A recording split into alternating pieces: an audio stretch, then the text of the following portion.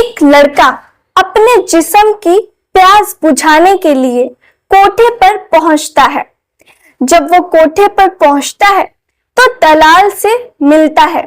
दलाल से वो कहता है कि उसे एक ऐसी लड़की चाहिए जो कि दिखने में बहुत ही ज्यादा खूबसूरत, हसीन और बहुत ही ज्यादा प्यारी हो। अब जो दलाल होती है वो कहती है कि ठीक है, हम आपको एक बहुत ही ज्यादा खूबसूरत और बला की खूबसूरत लड़की देते हैं, लेकिन आपको उसके बदले में 600 रुपए देने होंगे।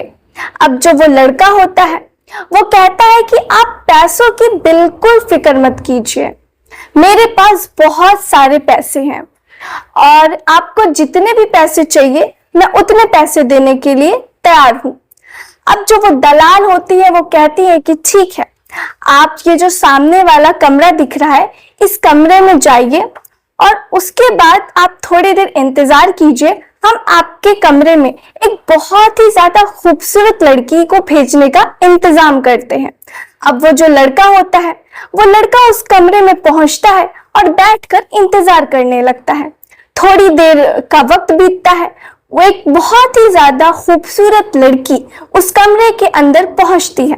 अब जब वो अंदर पहुंचती है और चूंकि ये जो लड़का होता है इसका मुंह दूसरे तरफ होता है, और जब वो लड़की कमरे में पहुंचती है तो कहती है कि बताइए मैं आपको किस तरीके से खुश कर सकती हूँ।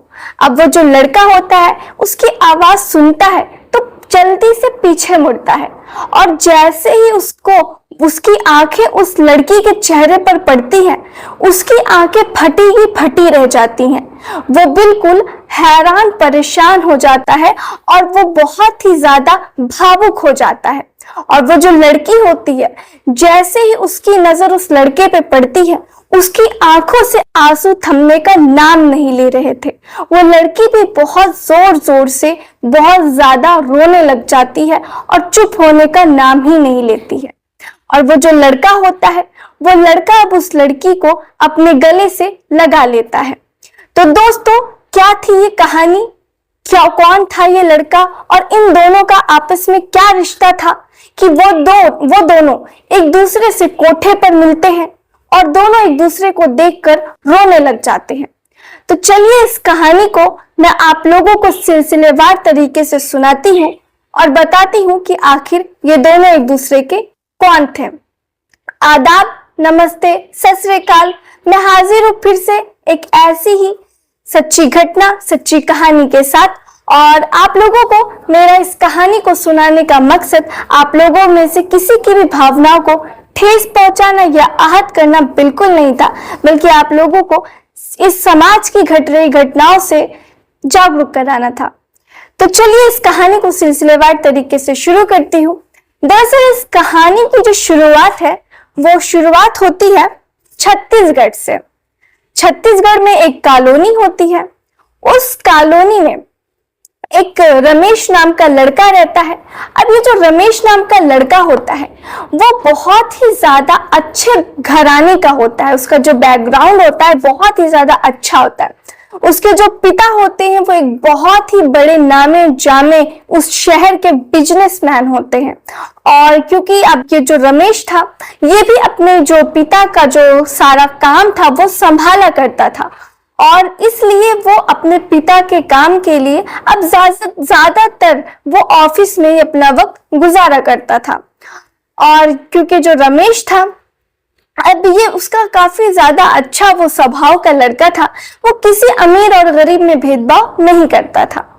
उसी के कॉलोनी के जो थोड़ा से दूरी पर एक और कॉलोनी थी जहां पर गरीब परिवार के लोग रहा करते थे। काफी ज्यादा गरीब बस्ती थी वहां पे गरीब लोग अपना मजदूरी करके अपना कामकाज किया करते थे और रहा करते थे। अब ये जो रमेश था जब ये काम के सिलसिले में ऑफिस जाया करता था, जब वो अपनी कार से जाता तो उसके सामने एक बार एक लड़की उसको दिखी। उस लड़की का नाम आरती था। अब जब रमेश उस गरीब लड़की यानी कि उस आरती को देखता है तो देखते रह जाता है। वो एकदम सादगी में थी और रमेश को उसकी सादगी, उसका स्वभाव, उसकी आंखें वो बहुत ज्यादा भा जाती हैं। अब रमेश जब ऑफिस पहुंचता है तो वो बस दिन से दिन भर उस लड़की आरती के बारे में ही सोचा करता था कि वो कितनी ज्यादा सादगी में भी कितनी ज्यादा प्यारी लग रही थी, कितनी ज्यादा खूबसूरत लग रही थी। अब रमेश जब भी उस रास्ते से जाता, आरती वहीं पे रहती और आरती को वो हमेशा देखा करता था। ऐसे ही वक्त बीतता है। कुछ दिनों में आरती की भी नजर रमेश पे पड़ती है और आरती को भी रमेश एक नजर में भा जाता है। अब दोनों की नजर मिलती है, दोनों एक दूसरे के करीब आते हैं। आरती और रमेश में बातचीत होना शुरू होती है।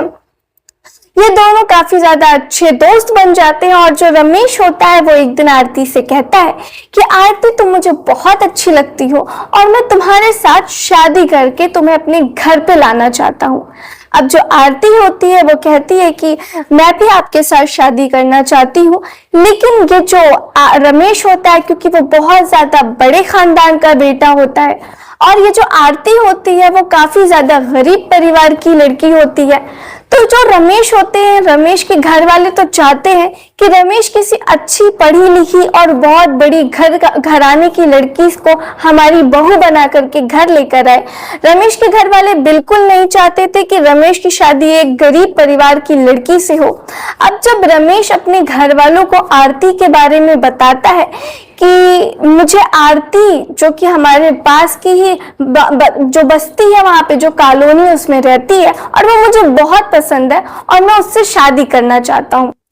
जब ये बात उसके पिता सुनते हैं तो काफी ज्यादा गुस्सा हो जाते हैं, आग बबूला हो जाते हैं और वो रमेश पे बहुत ज्यादा गुस्सा करते हैं। उसकी जो मम्मी होती है, उनकी माता भी बहुत ज्यादा उस पर चिल्लाती हैं, उसको बहुत ज्यादा डांटती फटकारती हैं कि तुम इतने बड़े घर के लड़के हो, अगर तुम एक गरीब लड़की से शादी करोगे तो समाज में, रिश्तेदारों में हमारी क्या इज्जत रह जाएगी। लोग तरह तरह की हमें बातें सुनाएंगे कि आखिर उस लड़के में ऐसी क्या कमी थी कि उसको एक गरीब लड़की से शादी करनी पड़ी।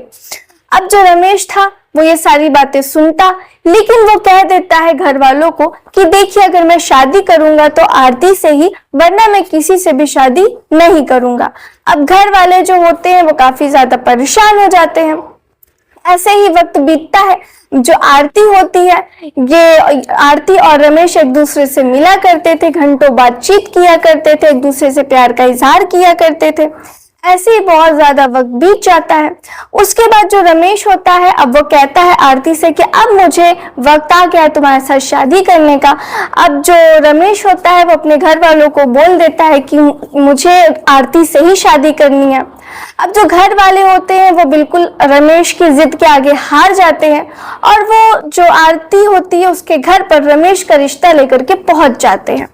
अब जब रमेश के घर वाले पहुंचते हैं, आरती के माँ बाप से मिलते हैं, तो आरती के माँ बाप कहते हैं कि हम बहुत ज्यादा खुशनसीब हैं कि हमारी बेटी का रिश्ता आप जैसे इतने बड़े घर में हो रहा है। इससे अच्छी और बड़ी बात हमारे लिए क्या हो सकती है। अब ये जो रमेश होता है और जो आरती होती है, इन लोगों की शादी करा दी जाती है। शादी करने के बाद आरती अपने ससुराल पहुंचती है, रमेश के घर पहुंचती है। सब कुछ बहुत अच्छा चल रहा होता है, लेकिन जो रमेश के माता पिता होते हैं, क्योंकि वो पहले से ही नहीं चाहते थे कि रमेश की शादी आरती से हो, एक गरीब लड़की से हो, तो वो अनबन उनके मन में कहीं ना कहीं मनमुटाव तो रहते थे। पर 1 साल तक वो लोग उसके साथ बिल्कुल अच्छे से रहते हैं, लेकिन 1 साल के बाद जैसे जैसे वक्त बीतता है, अब ये लोग आरती पे काफी ज्यादा गुस्सा करने लगते हैं, उसको मारते पीटते थे, काफी ज्यादा उसको बातें और दिन भर ताना सुनाया करते थे। लेकिन जो आरती होती है वो बहुत ही ज्यादा अच्छी लड़की होती है। वो रमेश को बिल्कुल भी पता नहीं चलने देती कि उसके साथ घर में क्या होता है। सब कुछ ऐसे ही चल रहा होता है। आरती जो होती है वो सारे दर्द पीड़ा सह रही होती है चुपचाप से, और वो किसी से कुछ नहीं कहती है। रमेश को कुछ पता नहीं चलता कि घर में पीठ पीछे उसके क्या हो रहा है और क्या नहीं हो रहा है। अब जो आरती के सास ससुर थे वो इतना ज्यादा उसको परेशान करने लगे थे कि अब उन्होंने सोचा कि आरती तो कुछ कह ही नहीं रही है, उसका बदले में कोई जवाब नहीं आता, अब वो लोग आरती पे तरह तरीके के इल्जाम उस जो कान भरने शुरू कर दिए थे रमेश के ऊपर। तरह तरीके की उसको बातें बताया करते थे, रमेश के कान भरा करते थे कि तुम्हारी बीवी इधर जाती है उधर जाती है, पता नहीं किस किस लड़कों से मिलती है, बहुत सारे लड़कों से उसके चक्कर चल रहे हैं, ऐसे वो उसके कान भरा करते थे। और जो रमेश था वो घर पे जब आता तो वो आरती पर काफी ज्यादा शक किया करता था कि तुम कहाँ गई थी, तुम इस टाइम कहाँ थी और तुम किससे मिलने जाती हो। आरती हर चीज के लिए मना कर देती कि मैं कहीं नहीं जाती हूँ, लेकिन अब रमेश जो था वो अपनी मम्मी पापा का, जो माता पिता का जो बातें बताते थे, उस बातों को सच मान करके उस पर काफी ज्यादा चीखा चिल्लाया करता था, गुस्सा किया करता था। अब जो आरती थी वो इस चीज से परेशान हो चुकी थी, काफी ज्यादा वो रोती थी, काफी ज्यादा दुखी रहने लगी थी। अब इसी के चलते हुए जो रमेश होता है, अब वो आरती को तलाक दे देता है, उसको वो अपनी जिंदगी से। एक दिन कोर्ट में जाता है वो, और सारी बातें जो वकील साहब होते हैं, जज साहब को बताई जाती है। तो जो वकील साहब, जो जज साहब होते हैं, वो लोग कहते हैं कि अगर आप लोगों की नहीं बन रही है तो आप लोगों को तलाक ले लेना चाहिए। और रमेश और आरती वहीं पर तलाक को जो पेपर होता है उस पर साइन करते हैं और उन दोनों का वहीं पर तलाक हो जाता है। अब जो आरती होती है वो अपना सारा सामान लेकर के वापस से अपने घर पर आ जाती है, और जो रमेश होता है वो अपने घर पे वापस चला जाता है। अब आरती और रमेश अलग हो चुके थे। अब जो आरती की जिंदगी पहले गरीबी वाली थी, अब वो बिल्कुल गरीबी वाली जिंदगी में वापस आ चुकी थी। अब वो लोग खाने के लिए बिल्कुल मोहताज हो चुके थे, क्योंकि जो आरती के पिता थे वो काफी ज्यादा घर पे बीमार रहा करते थे, वो कोई काम नहीं करते थे। और जो आरती की माता होती है वो मजदूरी किया करती थी, और जो पैसे आते थे उसी से घर का खर्च चला करता था। और बात तो ऐसी भी आ जाती थी कि कभी कभी इन लोगों को भूखे भी सो जाना पड़ता था। अब आरती फिर से इस हाल में वापस आ चुकी थी। अब वो काफी ज्यादा परेशान रहने लगी थी कि मैं तो इस घर में वापस आ चुकी हूँ और अब मैं अपने माँ बाप पे फिर से बोझ बन चुकी हूँ, और उसकी जो माता है वो उसको कब तक खिलाएंगी, ये सारी बातें वो सोच सोच के काफी ज्यादा परेशान हुआ करती थी। उसके बाद में उसको रातों में नींद नहीं आती थी, यही सब बात होती थी। उसके बाद उसकी एक सहेली को वो फोन लगाती है और कहती है कि ऐसी ऐसी बात है मेरे साथ कि ये हुआ है और मुझे समझ नहीं आता कि मैं आगे क्या करूं। मैं उतनी पढ़ी लिखी भी नहीं हूं कि मैं कोई जॉब कर लूंगी, काम कर लूंगी कि मुझे अच्छी तनख्वाह मिले और मैं अपनी फैमिली को, अपने घर को संभाल सकूं। अब उसकी जो एक दोस्त होती है वो कहती है कि देखो मेरे पास एक बहुत अच्छा काम है, लेकिन उसके लिए तुम्हें मुझसे मिलना होगा, तुम आना मुझसे मिलना, फिर मैं तुम्हें बताऊंगी कि एक बहुत बढ़िया तुम्हारे मन लायक का काम है जिसमें तुम्हें तुम्हारे मनचाहे पैसे मिलेंगे। अब वो लड़की अगले दिन आरती अपने दोस्त से मिलने जाती है। अब वो लड़की का नाम होता है सुनैना, उसकी दोस्त। वो उस लड़की को यानी कि आरती को बताती है कि देखो जो काम है मुझे नहीं पता तुम कर पाओगी कि नहीं, लेकिन इस काम में पैसे बहुत है और तुम्हें जितने चाहे उतने पैसे मिलेंगे। अब वो लड़की जो होती है वो कहती है आखिर ऐसा कौन सा काम है। तो वो जो लड़की होती है वो कहती है कि बगल के ही गांव में, मतलब ज्यादा दूरी पे नहीं, यहीं पे एक कोठा है, वहां पर लड़कियां जो होती हैं वो लोग धंधा करवाती हैं और वहां पर जो आदमी लोग आते हैं, जो कस्टमर आते हैं, उनसे वो मनचाहे पैसे वसूलती हैं। तो तुम अगर चाहो तो ये काम कर सकती हो, उसमें बहुत ही ज्यादा अच्छे पैसे और तुम्हारे घर की स्थिति भी ठीक हो जाएगी। अब जो आरती होती है वो पूरे तरीके से उसको मना कर देती है कि माना कि मैं गरीब हूं लेकिन मैं अपनी इज्जत पे दाग नहीं लगने दूंगी, और वो ये सारी चीजें कहती है, उसको बताती है कि मैं ये काम नहीं कर सकती, मैं इतना ज्यादा नहीं गिर सकती। अब वो घर चली जाती है। अब घर पे जब वो जाती है तो जब अपने बीमार पिता को बिस्तर पे पड़ा हुआ देखती है, उनकी दवाई नहीं रहती है, उनके खाने के लिए, घर में खाने के लिए पैसे नहीं रहते हैं, माँ के पास ढंग के कपड़े नहीं रहते हैं, माँ मजदूरी करके आती है।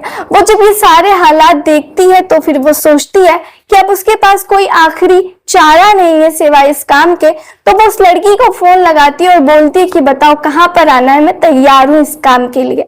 अब वो अगले दिन वहां पर पहुंच जाती है और फिर वो दलाल से मिल करके वो इस काम में आ जाती है, शामिल हो जाती है और फिर वो धंधा करना शुरू कर देती है। उसके बाद में क्योंकि वो धंधा करना शुरू कर देती है और जो वहां से पैसे आते थे उससे वो काफी ज्यादा अच्छा अपना घर भी बनवा लेती है, अपने माँ बाप की वो सेवा करती है और उसके घर में ऐसी किसी भी चीज की कमी नहीं थी जो पहले हुआ करती थी। उन लोगों की जिंदगी अब काफी ज्यादा अच्छी हो चुकी थी और उसके माँ बाप जब पूछते कि बेटा इतने पैसे कहाँ से लाती, तो आरती कह दिया करती थी कि पिताजी मुझे एक बहुत अच्छा काम मिल चुका है जहाँ पे मुझे एक बहुत अच्छी सैलरी दी जाती है। अब घर परिवार बिल्कुल अच्छे तरीके से, संपन्न तरीके से, पूरा अच्छे तरीके से वो लोगों का चल रहा होता है। घर में किसी भी चीज की कोई भी कमी नहीं होती है। अब जो आरती होती है वो इसी तरीके से उसको काम करते हुए कोठे पे 2 साल गुजर जाते हैं। 2 साल के बाद में जो उसका पति होता है रमेश, वो उसी कोठे पर पहुंच जाता है क्योंकि रमेश शादी नहीं करता है। रमेश का शादी करने का मन ही नहीं करता है क्योंकि वो कहीं ना कहीं आरती की वजह से टूट चुका था। इसलिए वो रमेश भी उसी कोठे पर पहुंच जाता है और जब वो पहुंच जाता है और जब वो उस लड़की का इंतजार करता है तो उस लड़की के इंतजार में उसको अपनी ही पत्नी जो कि कोठे पे काम करना चालू कर दी थी उससे उसकी मुलाकात हो जाती है और वो काफी ज्यादा उसको देख के हैरान और परेशान रह जाता है कि मेरे छोड़ जाने के बाद तुम्हारा क्या हाल हो गया, तुम कैसे क्या बन गई।